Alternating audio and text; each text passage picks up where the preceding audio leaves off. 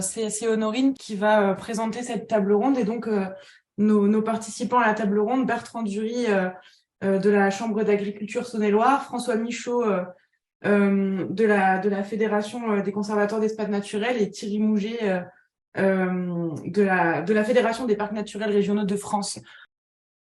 Du coup, je vais juste rappeler les règles de la table ronde. Comme on n'est pas en présentiel, c'est un peu différent. Alors, en tout, on a 1 heure et quart pour traiter 2 thématiques. Donc, la première thématique, on va plutôt parler de l'articulation des cartes et la deuxième thématique, plutôt tout ce qui est usage juridique. Vous avez à peu près 5-10 minutes sur chaque sujet pour parler et après, on prendra les questions des gens dans le chat. Et pour la deuxième partie, donc là, les trois intervenants vont se présenter, mais pour la deuxième partie, sur tout ce qui est juridique, il y aura Charles Azé qui sera là pour répondre à toutes vos questions, qui représentera donc le ministère. Donc, je vous laisse vous présenter tous les trois et après, j'introduirai le premier thème. Eh ben allez, du coup, François Michaud, je suis directeur de programme à la Fédération des conservatoires d'espaces naturels. Oui. Donc Bertrand Dury, pédologue Chambre d'agriculture de Saône-et-Loire et animateur du groupe projet Zone humide dans le cadre de la mission Caisse d'Art pour Chambre d'agriculture France.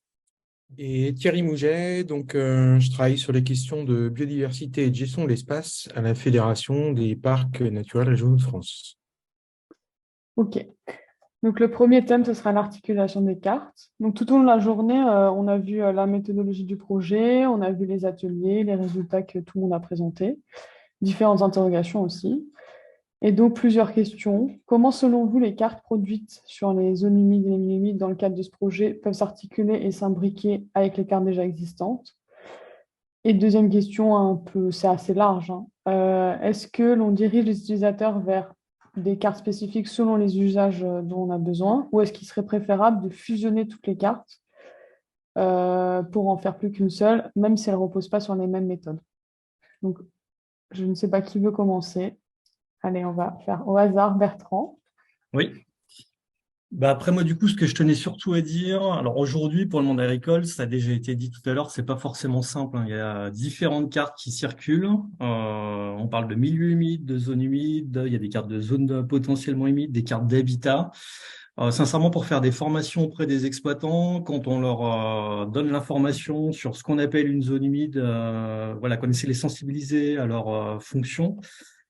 Étant donné qu'aujourd'hui, on n'a pas la même information à l'échelle d'un même territoire, on n'a pas forcément les mêmes infos de cartographie avec les mêmes méthodos, donc c'est très complexe pour leur expliquer. Donc cette carte-là, moi, j'y vois surtout l'avantage. C'est surtout un outil pédagogique, je pense, pour sensibiliser les exploitations dans un premier temps. Alors, leur expliquer que sur leur exploitation, on peut avoir des milieux qui ont un intérêt au niveau biodiversité, mais voilà, qui ont également plein d'autres fonctions qui sont assurées par les zones humides. Donc c'est surtout à ce titre-là que je vois déjà la première utilisation de cette carte-là, quoi. Après, on y reviendra tout à l'heure. Dans le réseau, on a différents pédologues qui accompagnent des projets agricoles qui peuvent être soumis également à des procédures donc, de déclaration, donc suivant les seuils. Donc, on réalise pas mal de diagnostics de zones humides. Donc aujourd'hui, on avait pour habitude d'aller chercher les infos qui existaient sur les cartographies de milieux humides, alors qui se situent en plus dans différentes bases de données un peu partout, parce qu'on n'a pas une seule base de données à l'échelle nationale. Donc, nous, par exemple, à l'échelle Bourgogne-Franche-Comté, on a la base Cigogne qui rassemble tous les inventaires. Donc généralement, on allait récupérer ces infos-là avant d'aller sur le terrain et on collectait également les infos des RRP, ce qu'a présenté ce matin Bertrand Laroche, pour connaître, avant d'aller sur le terrain, les grands types de sols qu'on pouvait potentiellement rencontrer sur les parcelles. L'intérêt que je vois sur les cartes que vous avez produites, alors déjà, le point vraiment, je pense, positif, c'est qu'on a les deux types de cartes, zone humide et milieu humide. Ça, c'est vraiment important. Alors, j'ai bien compris que ça restait des cartes de probabilité, mais voilà, ça reste des cartes de portée à connaissance, à prendre en considération en amont des projets. Et on pourra d'autant mieux renseigner les exploitants dès lors qu'ils nous indiqueront des projets sur des parcelles. Donc pour essayer de mieux les renseigner, on avait, alors sur notre département, développé une charte sur les zones humides. Tout à l'heure, quelqu'un a fait référence sur le département de Lyon. À la base, c'est une charte qu'on avait sur le département de Saône-et-Loire qui était dupliquée à l'échelle régionale. et dans lesquelles, notamment, on incitait les exploitations à mieux signaler leurs projets pour mieux pouvoir les accompagner, appliquer la doctrine éviter, réduire, compenser et essayer d'éviter les impacts sur ces milieux-là. Donc, en tout cas, cette carte-là aura le mérite de donner un premier niveau d'information homogène, je pense, partout où on se situe à l'échelle nationale, et on sera en mesure de leur apporter ces premiers éléments de réponse, ce qui est important, je pense. Et ce qui n'empêche pas toutefois un retour à la parcelle pour bien vérifier si leur projet est soumis à déclaration, bien délimiter la zone humide au sens de la police de l'eau. Ok, merci. Si vous avez des questions, n'hésitez pas à les écrire dans le chat et on répondra une fois que les trois intervenants auront parlé. Peut-être en réaction à ce que vient d'exprimer Bertrand, effectivement, je pense que l'enjeu de communication, il sera important à la fois par les différents acteurs qu'on représente, mais également par les porteurs de ce projet que vous êtes. Ça a été souligné là, à la fin de la précédente intervention sur le titre. Je pense qu'il va falloir qu'à un moment, il soit indiqué qu'il s'agit de zones humides potentielles ou de probabilité, parce que c'est vrai que sinon, on va lui faire dire à cette cartographie ce qu'elle n'est pas, et ce serait dommage. Et donc, il y aura un gros travail, je crois, d'accompagnement, et je salue l'initiative que vous avez d'avoir un guide sur l'usage de la cartographie. Ça, c'est quelque chose qui sera déterminant. En termes de communication, je pense que les gestionnaires aussi, ils utiliseront cet outil pour aller faire prendre conscience aux décideurs de l'importance des zones humides, parce que là, on va se baser avec une carto euh, qui sera élaborée à l'échelle nationale, homogène, robuste, avec tous les logos qui vont bien. Et pour nous, faire prendre conscience des enjeux, ça reste encore un élément déterminant. Et puis au-delà de ce premier bloc sur la communication, je pense qu'il sera aussi important qu'on se saisisse de cette cartographie comme outil de planification territoriale. On a encore et toujours besoin de connaissances pour qu'on aille prioriser l'action, de savoir où préserver, où restaurer, où acquérir, notamment pour les conservatoires d'espaces naturels que je représente. Alors, effectivement, ça, c'est des questions de décideurs financeurs, mais c'est aussi devenu les nôtres, parce qu'on sait bien que les possibilités d'action sont limitées. Donc, voilà, on est vigilant sur ces questions-là. Et puis, voilà, donc ça, c'est le deuxième axe. Et peut-être le troisième axe, ce qui a été élaboré aussi sur les connaissances des fonctions. Ça, c'est également un élément clé pour qu'on puisse communiquer et convaincre, et pour aller plus loin, parce qu'aujourd'hui, on voit bien que c'est la clé pour agir de parler de fonction. Si on parle pas, si on parle simplement de préservation des zones humides pour ce qu'elles sont et ce qu'on a fait depuis des années dans nos associations, bah on a les résultats qu'on a aujourd'hui, et on comprend bien, et on a compris depuis pas mal de temps que les fonctions, elles étaient déterminantes. Alors on parle aujourd'hui de carbone, on a parlé ces derniers temps aussi d'expansion de crue, d'épuration de l'eau, et on sait que ça c'est déterminant, et également sur ce qui est la compensation ERC. Donc voilà, ça je pense que c'est une voie que vous avez ouverte, mais qu'il va falloir qu'on développe peut-être un peu plus pour que ce soit plus utilisable directement, et plus que ça puisse être approprié plus facilement par les acteurs des territoires. Et puis voilà, je me demandais également si avec l'outil que vous aviez là, on n'était pas au final avec, si j'ai bien compris, on peut identifier des zones humides qui sont dégradées. Et donc, est-ce qu'on n'irait pas vers des potentiels de restauration un petit peu à la lumière de ce qui est fait avec sur ERC avec l'outil POGEIS? Voilà, je sais pas si on regardera ça maintenant, mais voilà, c'est aussi une piste que je vois sur cet outil. Très bien, merci François. Thierry, ton Oui, point de vue. alors, merci. Du coup, je rejoins ce qu'ont dit Bertrand et François, donc je vais essayer de ne pas les paraphraser. Mais effectivement, je pense que ce que soulevait François pour la question du titre, pour éviter une confusion, me semble important, enfin, qu'on est bien sur une notion de milieu humide et de zone humide potentielle. Donc, pour que ce soit clair en termes de communication.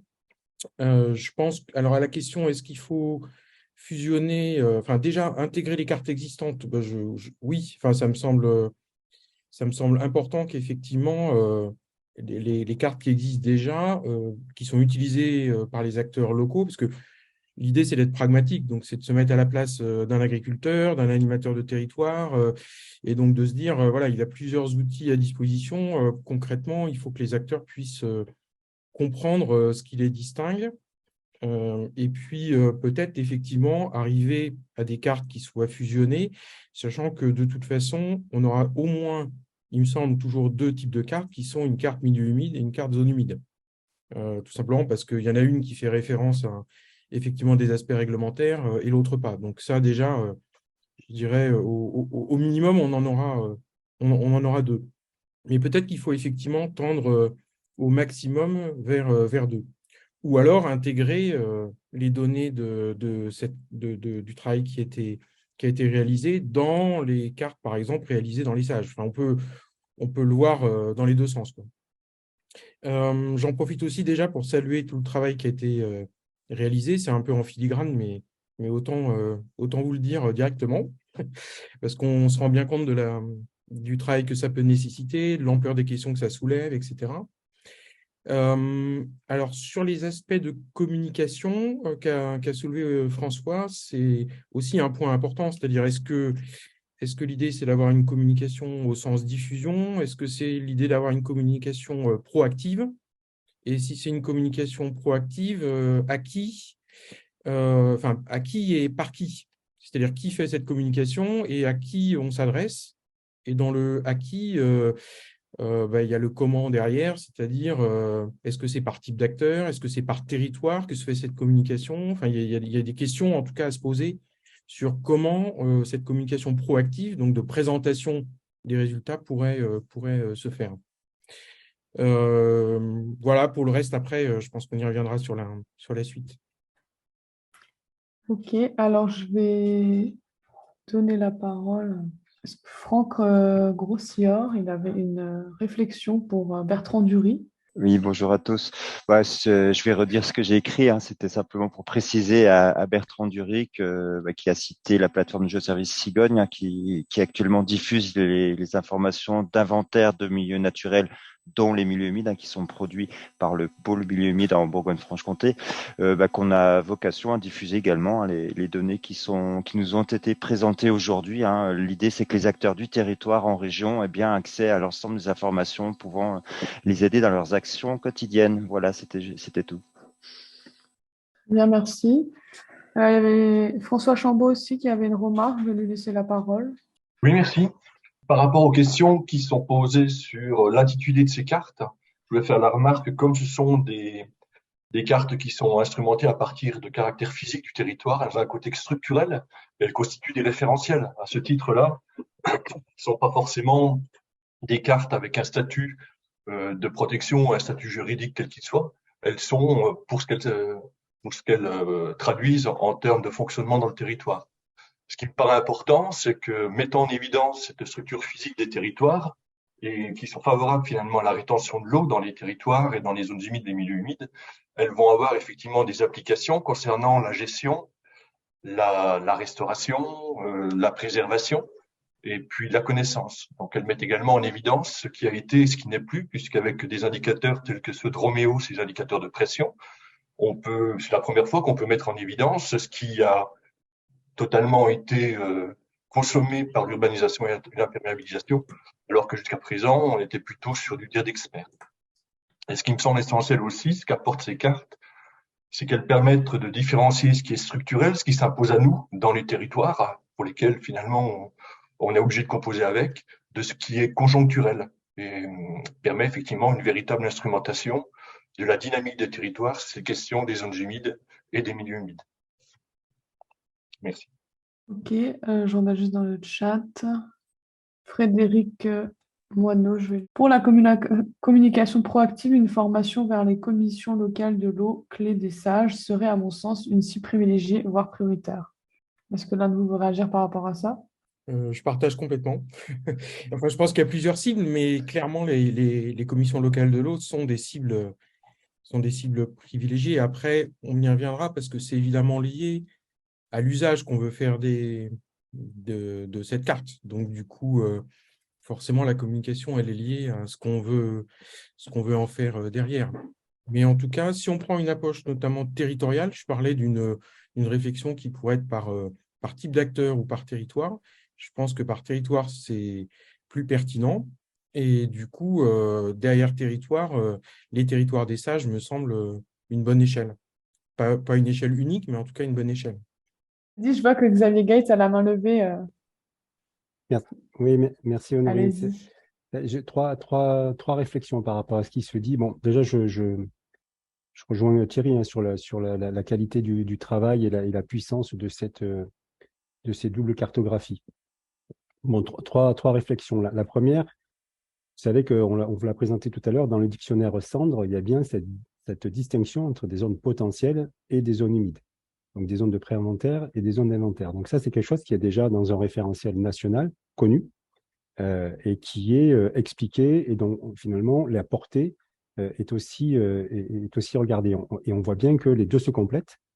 Et je rejoins Bertrand Dury là-dessus, sur la difficulté après pour les acteurs finalement de comprendre la différence entre deux. Mais il faut avoir en tête qu'il y aura toujours cette distinction et qu'il faut quelque part l'assumer. Donc ça, c'est une première chose. La deuxième, il me semble que le gros apport de ce travail-là, c'est finalement donner une indication des fonctions sur ces inventaires, sur ces prélocalisations, qui est un élément majeur. Pourquoi? Parce que j'ai bien retenu pour la présentation tout à l'heure de Rachel, qui disait que les attentes des acteurs, c'était plutôt sur des logiques d'aménagement du territoire. Et finalement, on a besoin de ça pour l'aménagement du territoire. Et bon, ça fait quand même quelques années qu'on sait que les zones humides, elles souffrent, et qu'aujourd'hui, la question, de mon point de vue, c'est pas de savoir précisément où aller, c'est de savoir qu'est-ce qu'il faut mettre en œuvre pour lever les pressions en fait sur les zones humides. Et donc, comme on sait que c'est des trucs à géométrie variable, et bien finalement, qu'on lève les pressions dedans, dans le proche bassin versant ou un peu plus loin, c'est pas très grave. L'essentiel, c'est qu'on les lève. Et donner une indication des principales fonctions, ça appuie cette idée ou ça légitime encore plus cette idée de travailler sur la levée des pressions. Donc là, ça, c'est le deuxième élément. Et le dernier, c'est tout à l'heure, François a parlé de référentiel. Je pense qu'effectivement, tu as raison, François, ça peut être un référentiel national. D'ailleurs, ça a été fait pour ça, et c'est un des gros enjeux de cette carte d'avoir une homogénéité nationale.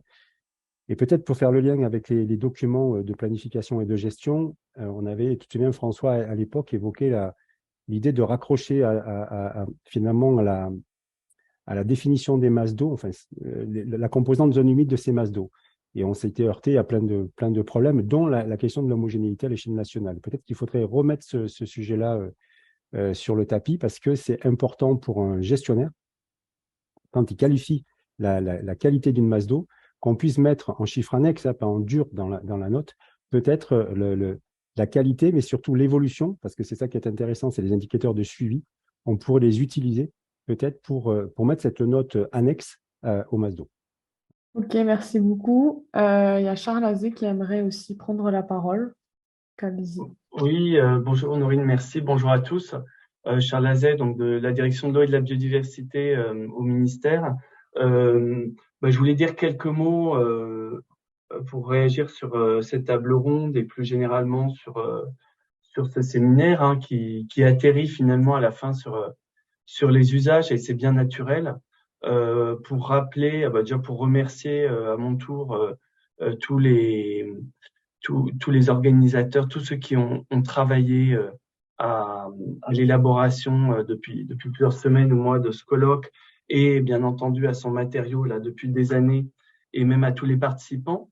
Cette mobilisation montre vraiment l'intérêt, et on voit dans les questions l'intérêt, et ça vient d'être souligné juste avant moi par Xavier sur les besoins, sur des questions anciennes de besoins de connaissances.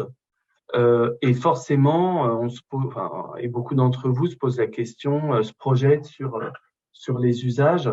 Ce qui est sûr, c'est que ce qui a été fait, qui est vraiment à la pointe et qui continue, il y a encore des questionnements, mais en tout cas la qualité par rapport à la qualité scientifique du travail ouvre de nouvelles voies pour réussir à protéger les zones humides, ce qui reste un enjeu majeur dans l'usage et dans la considération qu'on porte à nos sols en France aujourd'hui.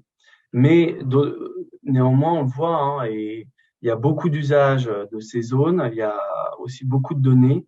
Donc là, elles peuvent servir à plusieurs aspects, bien sûr. En premier lieu, la connaissance, mais donc ça peut déboucher sur l'aide à la décision, la détection, la protection, l'instruction, tout ça a été cité, notamment, on va dire, en deuxième partie de séminaire, sur un volet un peu plus opérationnel. Ça peut nous aider, ça a été cité aussi, là c'est un peu ce que j'ai retenu, aider les acteurs locaux à se donner des priorités d'action. Ça peut être aussi des signaux ou des zones d'alerte. Et enfin, ça va permettre de pouvoir croiser à différentes fonctionnalités. Donc, on arrive à une finesse d'analyse qui est quand même assez poussée, même si, bien entendu, puis c'était une alerte d'un participant, d'ailleurs, la carte intégrée des travaux et des itérations de terrain, donc ça n'est pas un outil hors sol, si je puis dire, mais pour une carte issue d'images satellitaires, mais en tout cas, c'est connecté aux problématiques de terrain et à limite qu'à tout modèle. Maintenant, l'usage au sens administratif, juridique, donc là vraiment je prends la casquette État qui va en être fait. Les rétex qui nous ont été présentés à l'instant, les rétex locaux, montrent le besoin de se projeter là-dedans, montrent aussi des pistes peut-être prioritaires, notamment sur l'aménagement du territoire. Mais c'est vraiment une phase, en tout cas pour ce qui relève du réglementaire, qui s'ouvre maintenant, qui va s'ouvrir, on va dire, dans les mois à venir. C'est une nouvelle phase.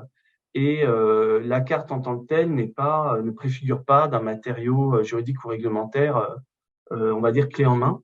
À la finesse, à la complexité d'analyse et de traitement, d'affinage au long cours des modèles, répond aussi la complexité des usages, du dialogue qu'il faut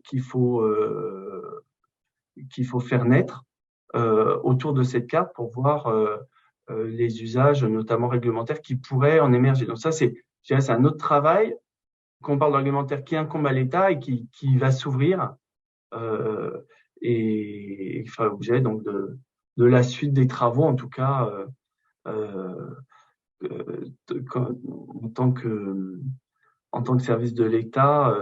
C'est ce qui va nous incomber dans les mois et années à venir, de se saisir de ce matériau qui offre la grande plus-value, et ça a été rappelé dans cette table ronde, une harmonisation et d'un référentiel partagé pour les politiques publiques de préservation de nos zones humides et de nos milieux humides. Voilà, Honorine, en quelques mots, je voulais faire une petite réaction, surtout qu'il y avait des questions par rapport au rôle de la puissance publique et notamment de certaines réglementations nationales. Bon, du coup, ça fait une transition parfaite avec le deuxième thème qui est le thème juridique. Et on va quand même revenir dessus parce qu'il y a énormément de questions dans le chat. En attendant, il y avait Manon Gisbert qui avait une question. Oui, bonjour. C'est une question qui a été posée plusieurs fois. J'ai vu dans le chat sur la question des BCAE. On a pu constater que était dit que cette BCAE serait mise en place plutôt en 2024 sur la base des référentiels qui seraient publiés en 2023. Donc j'avais comme question de savoir s'il s'agissait de ces référentiels-là. Évidemment, ça pose pas mal de questions, si c'est basé sur aussi fiable soit-elle, et je salue aussi l'énorme travail qui a été fait, mais des milieux humides qui restent potentiels. Ou si en fait ce référentiel serait la future base de données nationale, sachant qu'évidemment elle n'est pas homogène selon les territoires. Donc je pense qu'on est tous un peu inquiets aussi sur et très content que cette BCAE arrive, et en même temps inquiets sur la mise en œuvre. Ouais, je veux bien dire un mot. Ce qui est sûr, moi je pense que le travail qui est présenté aujourd'hui, qui révèle donc plusieurs années de travail scientifique autour de la connaissance, n'a pas été fait, a été fait pour mieux connaître les zones humides, en tout cas comme ça l'a été rappelé en introduction par le directeur de la biodiversité, soutenu fortement par le ministère, mieux connaître pour mieux protéger, mais son utilité administrative n'a pas été orientée ni scientifiquement, ni nous, ministère, pour tel ou tel usage très précis, comme celui que vous citez. Donc là, comme je disais, c'est plusieurs chantiers et puis un interministériel avec des acteurs au gré des politiques publiques vont s'ouvrir et forcément s'inspireront en tout ou partie de ce travail. Mais c'est pas, si vous voulez, le rendu scientifique n'est pas un rendu d'une future BCAE. Voilà, c'est pas l'objet du rendu aujourd'hui. Faut encore patienter même si j'entends votre attention et votre question qui a été rappelée par plusieurs personnes dans le chat, mais c'est pas, j'ai envie de dire, c'est pas le résultat de l'étude porte pas là-dessus. Voilà. Si je puis me permettre. Enfin là, c'est encore une fois, c'est en tant que représentant de la DEB que je m'exprime. Alors, je vais donner la parole à la DREAL Bourgogne-Franche-Comté qui a eu pas mal de questions tout au long de l'après-midi sur le thème juridique de sa part. Je ne sais pas si Madame Vergon a réussi à allumer son micro. Bonjour à tous. Oui, j'ai réagi à plusieurs moments, effectivement. D'une part, peut-être en introduction, je dirais qu'effectivement, c'est quelque chose qui m'a beaucoup intéressée, parce qu'il y avait des aspects que je n'avais pas forcément appréhendés juste avant le séminaire, pour savoir en fait de quoi il s'agissait effectivement sur tout ce travail qui a été fait. Par contre, moi, je m'interroge quand même beaucoup sur la façon dont c'est travaillé en fait à partir de données qui existent. Mais alors j'ai posé la question dans le chat où on ne connaît pas forcément les échelles de perception de terrain, j'entends, sur les données historiques. Donc, on croise avec des données satellitaires qui finissent par être très précises. Donc, est-ce qu'on ne se donne pas l'illusion d'avoir quelque chose de très précis, mais à partir de données qui finalement ne le sont pas forcément au départ sur le terrain? D'où la question que je me pose sur le fait, là, quand on parle de fusionner toutes les cartes existantes, malgré les méthodologies, j'ajouterai les échelles différentes. Donc, je me pose de sérieux problèmes là-dessus. Ça, c'était le premier point. Le deuxième point, c'était sur les notions de fonction, où effectivement, on se rend compte que l'aspect fonctionnel des milieux, enfin, on se rend compte qu'effectivement, il y a vraiment un intérêt à s'en occuper. Par contre, le doute que j'émets, moi, c'est de mettre en ligne tout de suite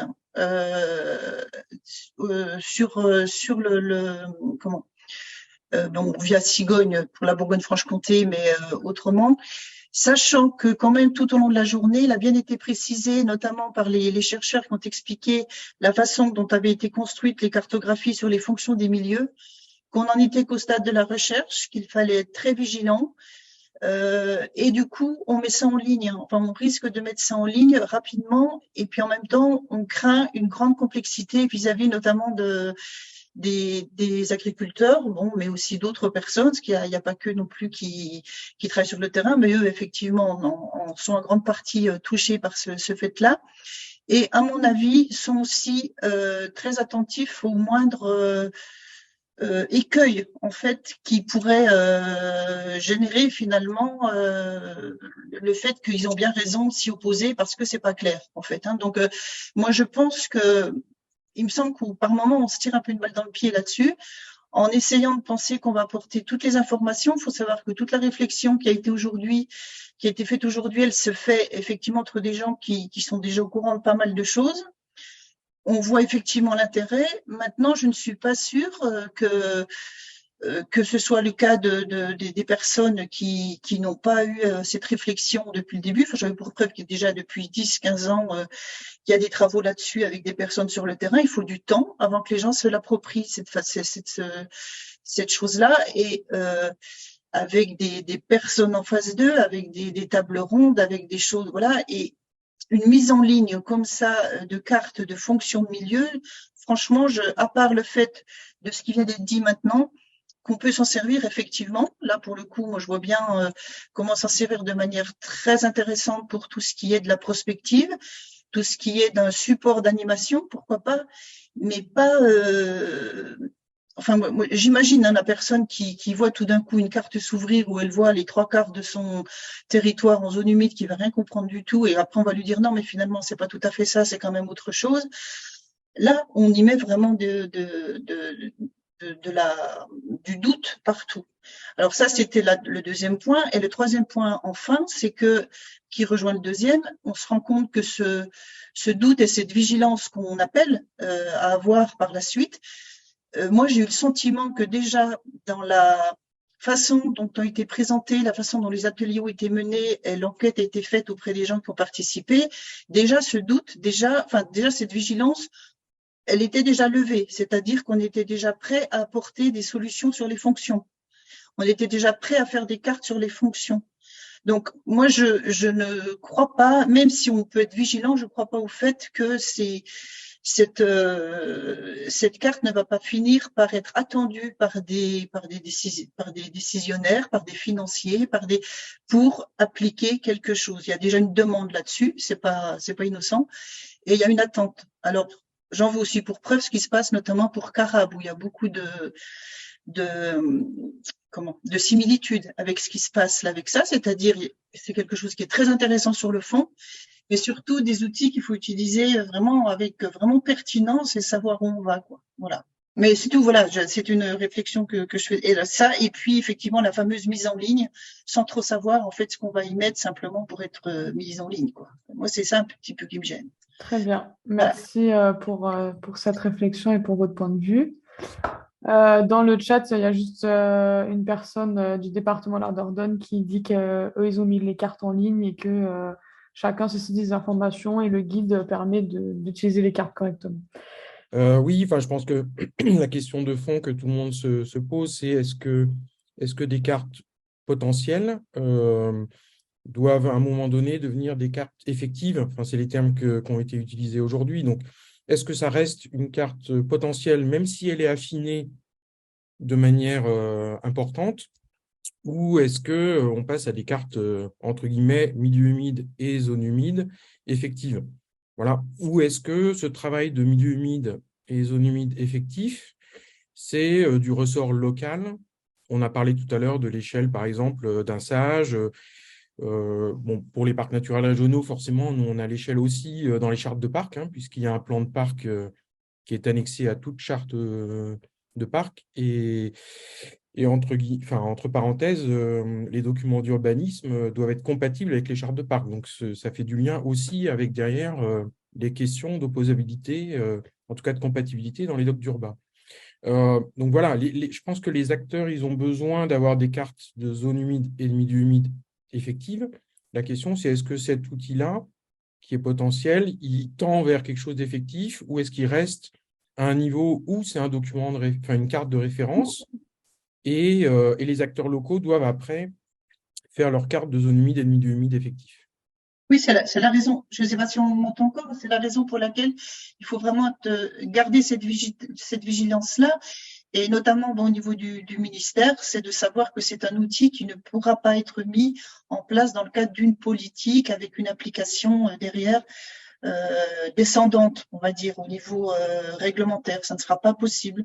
Il faut le savoir dès maintenant. Ouais, François, non, mais c'était pour aller dans ce sens-là et pour répondre à la proposition de Xavier aussi sur la question de la maîtrise des pressions. On reviendra peut-être sur l'agriculture après, mais en tout cas pour l'urbanisme. Et il est clair que c'est une finalité que doit avoir cette carte, qu'elle serve d'alerte pour la constitution des PLU, mais comme ça a été dit, il faudra que les collectivités territoriales aient bien compris ce qu'il y a derrière cette carte, car je pense pas que cette carte suffise pour rendre inconstructible certains des pans entiers de communes parce qu'on est dans les zones de présence de zones humides potentielles. Et puis, au contraire, c'est pas parce qu'on est en zone blanche qu'il n'y a pas de zone humide possible. Et il serait dommage de laisser penser le contraire. Donc, pour faire le lien avec ce que disait Thierry, je pense qu'il y a un niveau de subsidiarité et qu'à un moment, ça doit être travaillé sur le terrain et puis que cette carte ne doit pas venir en remplacement des inventaires de terrain qui seront les seuls à pouvoir déterminer si on est bien en zone humide ou pas. Et là, je passe les débats de pédologues qui pourraient intervenir. Mais en tout cas, je pense qu'il faut qu'on en reste bien à une carte d'alerte pour les autorités publiques, de savoir qu'ici, il y a des potentialités de zones humides et qu'elles servent d'alerte, mais pas aller beaucoup plus loin. Très bien, merci. Thierry, on va faire Thierry Bertrand et après, il y aura Xavier Gate qui va aussi intervenir. Oui, pour être très court et rebondir sur ce qu'évoquait François, on en aura d'autant plus besoin qu'il y a un projet de règlement européen sur la restauration de la nature et qu'on sera bien aussi dans une logique de réflexion sur de la restauration, alors au sens large du terme, et donc pas uniquement sur l'état d'aujourd'hui actuel, là en l'occurrence pour nous humide. Bertrand? Oui, du coup, alors moi, c'était juste pour dire que je rejoignais totalement ce que venait de dire François.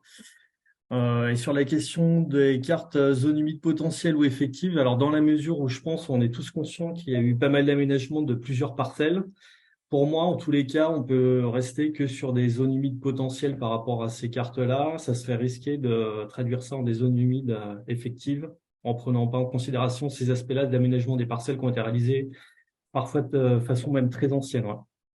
Et sur les aspects juridiques, alors effectivement, en tant qu'établissement public, les chambres sont amenées régulièrement à donner des avis sur des documents de gestion de planification, les PLU par exemple.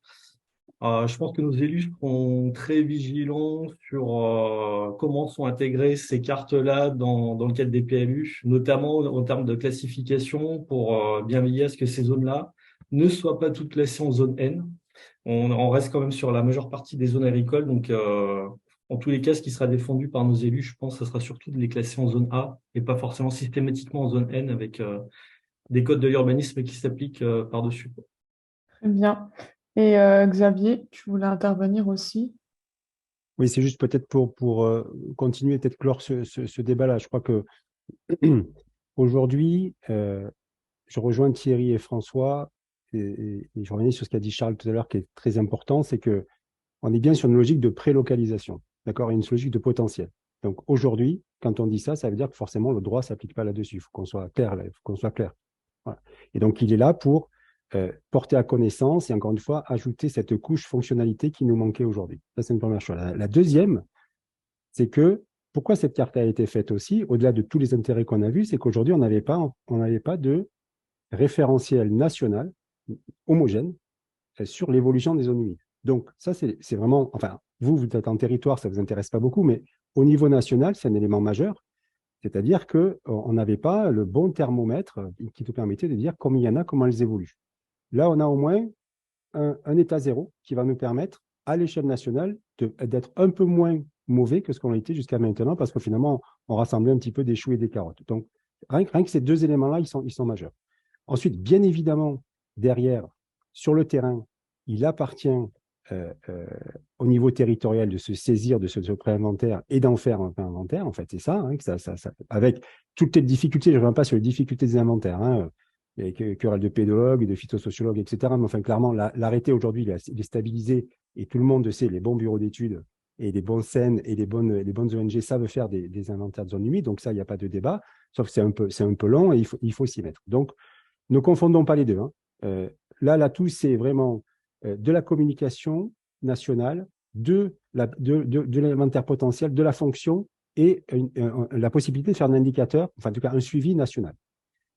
Donc ça, c'est super important. Ensuite, ce que Charles disait tout à l'heure de manière très précise, c'est qu'il y a des chantiers aujourd'hui autour de finalement comment est-ce qu'on fait pour améliorer finalement le volet juridique de ces globalement des zones humides, hein, parce que tout à l'heure, quand on disait que sur le RPD ZADH, il y a beaucoup de travaux, maintenant, il y a beaucoup d'inventaires qui ne sont pas standardifiés aujourd'hui, qui ne sont pas qui sont cendrifiés, excusez-moi du truc, mais qui ne sont pas dans la typologie cendre. Donc, il va falloir faire ce travail-là et ensuite, peu à peu, avoir une homogénéité nationale de cette base de données des inventaires œuvrés. Mais on en est encore loin et c'est tout l'objet du travail qui va être fait là, dans les mois, les années qui viennent pour arriver à cette évolution-là et avoir quelque part, à l'intérieur d'un référentiel, enfin du RPD ZADH aujourd'hui, une couche nationale homogène et pour le coup avec les inventaires qui du coup ne ferait plus débat, ou en tout cas qui serait homogène. Voilà.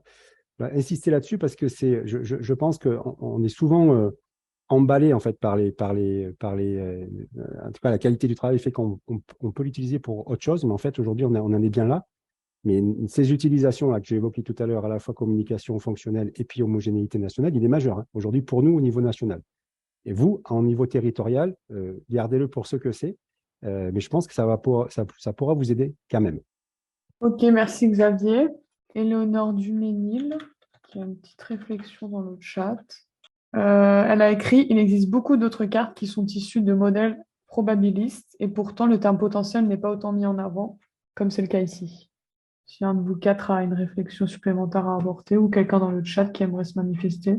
Moi, c'est l'Université de Poitiers, géographe. Je salue le travail de fond qui a été réalisé, en tout cas par rapport à cette connaissance et cartographie des zones humides.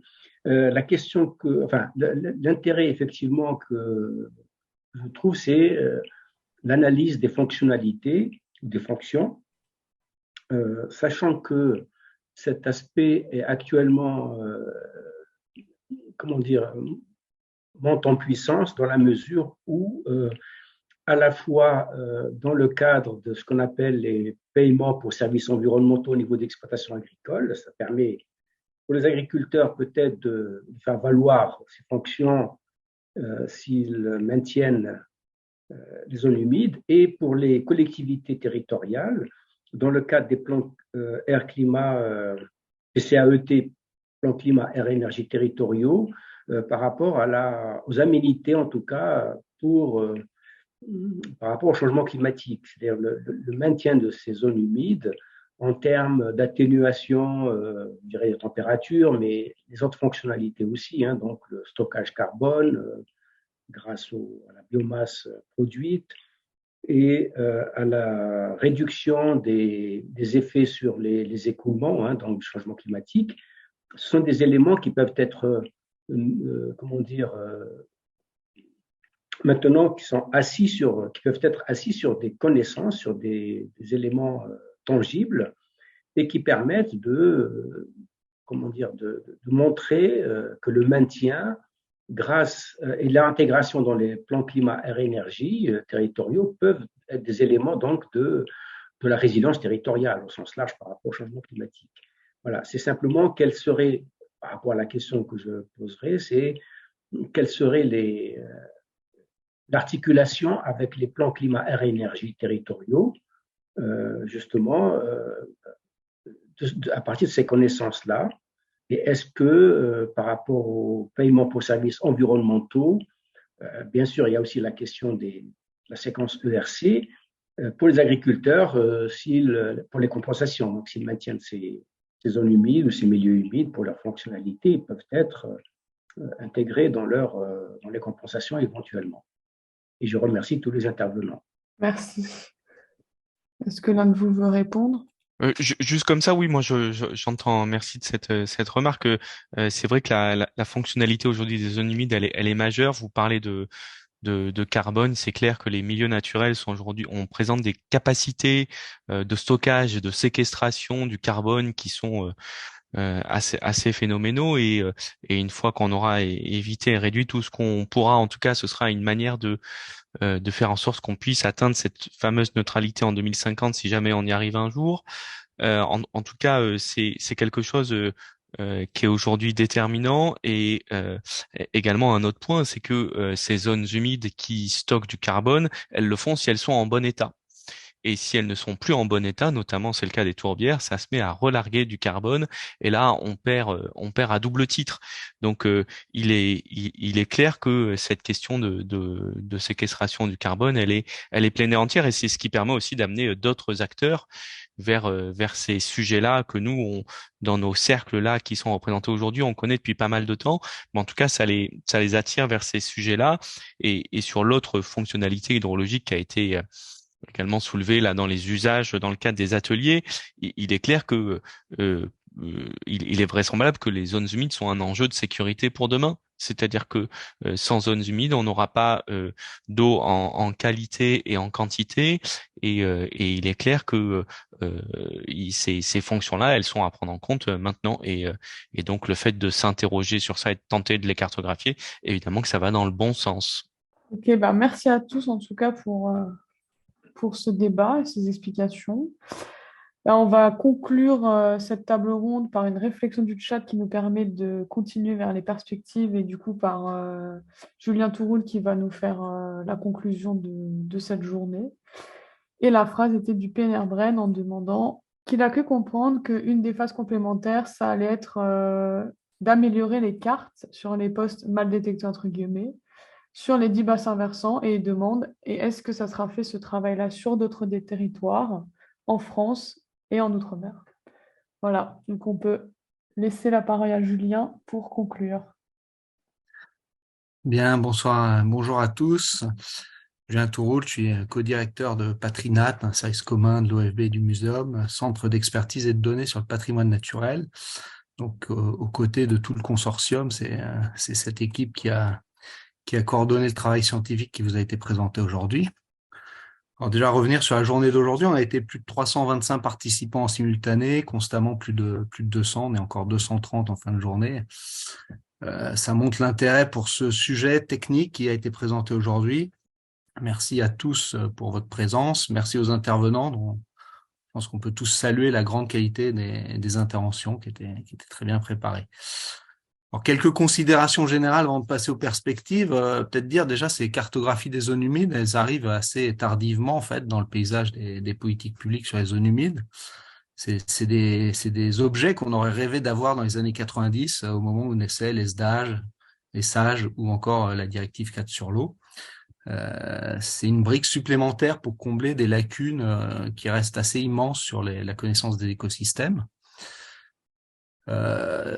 Côté Patrinat, nous, ce qu'on pense, c'est que pour être efficace, l'action publique doit être éclairée par l'information quantitative sur les habitats, les espèces, les écosystèmes. Je reprendrai un peu un slogan de l'OFB qui est la connaissance pour l'action. À l'heure actuelle, il reste encore de nombreuses inconnues sur des paramètres aussi élémentaires que la répartition des habitats. Aujourd'hui, on a parlé de cartographie des zones humides, on s'occupe aussi des habitats Natura 2000 et des rapportages pour la directive Habitat. On voit aujourd'hui, il y a encore des lacunes. On ne sait pas forcément, on ne connaît pas bien la répartition de tous les habitats d'intérêt communautaire en France. Un des enjeux que tout ça amène, c'est le besoin de connaissances. Alors, besoin pour les directives européennes.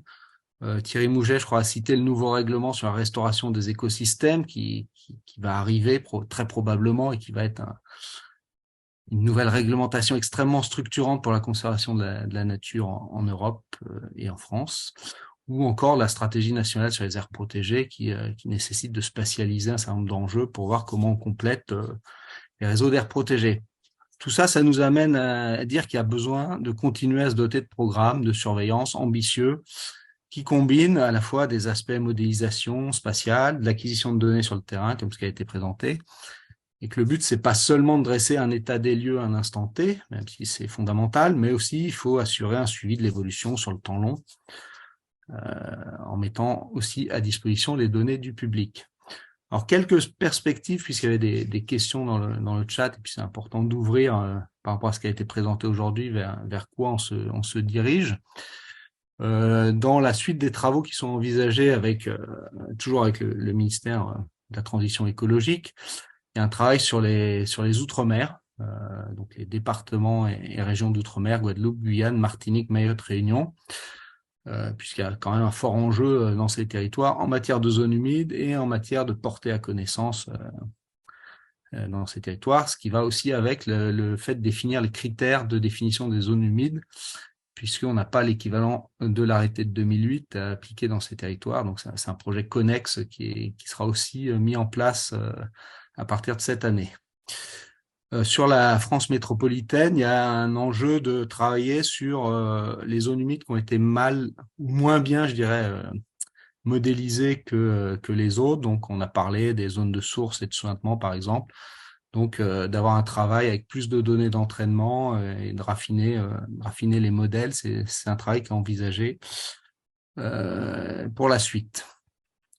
Par rapport à ce qui vous a été présenté aussi sur les 10 bassins versants test, il y a des projets pour, par exemple, pour les habitats humides, enfin les habitats ENIS dans l'enveloppe des zones humides, étendre la démarche qui a été testée plus largement à l'échelle de la France métropolitaine, puisque ce qui vous a été présenté avait valeur un peu de test. Il faut le retour d'expérience, améliorer les méthodes et puis élargir finalement leur application spatiale.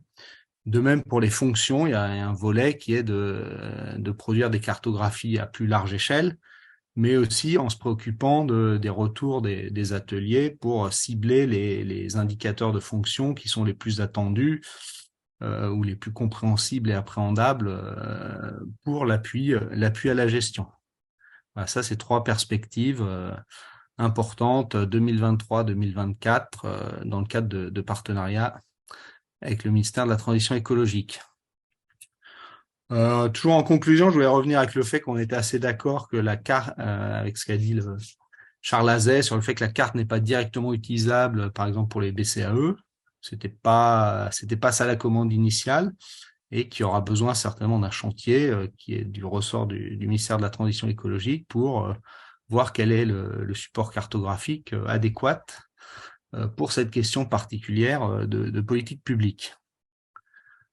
Enfin, encore une réflexion un peu générale, je voulais faire le parallèle avec un autre grand programme de cartographie, je ne sais pas si vous le connaissez, c'est CARAB, la cartographie des habitats et des végétations à l'échelle nationale, qui est un projet prévu à échéance 2025, qui est en cours, qui est conduit avec les conservatoires botaniques nationaux, l'IGN, l'Université de Saint-Étienne. C'est également de la modélisation couplée avec des points d'apprentissage des variables physiques et des variables physionomiques de végétation. Là aussi, c'est un produit homogène qui est attendu depuis une trentaine d'années par les acteurs de la conservation de la nature. Ça sera aussi de la prélocalisation. Alors, on n'avait peut-être pas abordé ça dans le cadre de CARAB, mais en fait, c'est la même sémantique. Ça sera de la probabilité de présence d'habitat et pas de la réalité de terrain. Aujourd'hui, les 2 projets ont été menés séparément. On aurait pu s'interroger sur pourquoi les zones humides ne sont pas un cas particulier d'une carte des habitats ou vice-versa. Ce qu'on a voulu, c'est que c'est des travaux de R&D, donc c'était important que chaque R&D puisse avancer sans que les projets se ralentissent eux-mêmes. Mais c'est sûr qu'à l'avenir, il y aura un enjeu de voir le retour d'expérience, et puis probablement que les 2 projets se croisent et s'enrichissent dans le futur. Encore un point un peu général, on en a beaucoup parlé aujourd'hui, c'est l'importance du partage des données de terrain, notamment des données de biodiversité, pour qu'on puisse les réutiliser pour des projets sur lesquels, qui n'étaient pas forcément l'objectif pour lesquels ces données ont été acquises. Alors, on a pu remobiliser un certain nombre de relevés floristiques qui étaient disponibles dans le système d'information de l'inventaire du patrimoine naturel, le SINP. Mais aussi, à cette occasion-là, on a vu les limites liées au partage, notamment avec un certain nombre de données qui étaient imprécises ou floutées, ce qui n'ont pas pu être réutilisées pour un tel projet qui a une résolution spatiale fine et qui donc nécessite des données précisément géolocalisées. Ah, donc, c'est aussi un test grandeur nature qui a permis de voir que c'est important de partager, ça avance, mais il y a encore des choses à faire dans ce domaine-là. Alors pour conclure sur la carte, son intérêt, c'est un travail de recherche et développement qui aboutit à plusieurs nouvelles cartes qui sont homogènes, nationales. Je voulais souligner aussi l'effort de terrain pour faire 4200 points de validation. C'est assez rare dans ce genre de projet qu'on ait un jeu indépendant de données qui permettent de valider aussi bien la modélisation qui a été réalisée. Également souligner l'effort sur les ateliers territoriaux. Je pense par contre, on ne veut pas survendre les produits. L'objet du séminaire d'aujourd'hui, c'était aussi de montrer les limites, autant que les points forts du travail qui a été réalisé. Pour aller un peu dans le sens des discussions d'aujourd'hui, souligner qu'il n'y a pas une carte, la carte n'est pas une fin en soi, et qu'une carte ne répond pas rarement à tout. Il n'y a pas la carte magique qui répond à toutes nos questions. Voilà. Aujourd'hui, d'ailleurs, on voit que le produit arrive et qu'il y a des nouvelles questions qui n'étaient pas celles qu'on nous a posées quand on a commencé à travailler il y a 3-4 ans sur le projet. Les cartes répondent à des questions, elles sont adaptées à des publics et des usages. Il ne faut pas avoir peur qu'il y en ait beaucoup. Nous, on est pour l'open data, donc parfois il y a beaucoup de cartes. Quand on va sur le RPDZH, on voit il y a beaucoup de cartes qu'on peut superposer. Il y a des publics qui peuvent appréhender la complexité des cartes. Après, il faut communiquer et accompagner pour amener vers des produits, certains usagers vers certains produits cartographiques plus simples. C'est valable dans tous les domaines. On peut pas être spécialiste de tous les domaines, donc en fonction des spécialités, il faut amener sur des cartes différentes. Il faut aussi penser à l'articulation des cartes au regard des usages et des dynamiques. Enfin, je voudrais conclure en remerciant mes collègues de Patrinat qui ont porté le projet, Guillaume Gaillet, Rachel Vanacker, François Bocazou et Jean-Manuel Gibaud, et tous nos partenaires scientifiques du consortium qui ont travaillé sur cette carte. C'est une carte collective. Je pense à l'Université de Rennes 2, l'Institut Agro Rennes-Angers, INRAE et Tour du Valat. Je crois que tous ces organismes, d'ailleurs, sont intervenus aujourd'hui. C'est un projet collectif. On remercie également tous les acteurs de terrain impliqués dans les relevés, notamment les agents territoriaux de l'OFB et les collectivités qui ont été impliquées dans les ateliers territoriaux dont on a pu voir la richesse aujourd'hui en termes de rendu. Voilà pour ces quelques mots de conclusion. Vous êtes encore 220. Merci d'avoir tenu jusqu'à la fin. Merci aux équipes d'avoir tenu le timing. On termine dans les temps prévus. On est désolé que ça ne soit pas en présentiel, mais ça n'était pas possible. Et on vous souhaite à bientôt. Et encore merci à tous les présentateurs et tous les auditeurs. Merci beaucoup, Julien, pour cette conclusion. Et bonne fin de journée à tous. Merci à tous.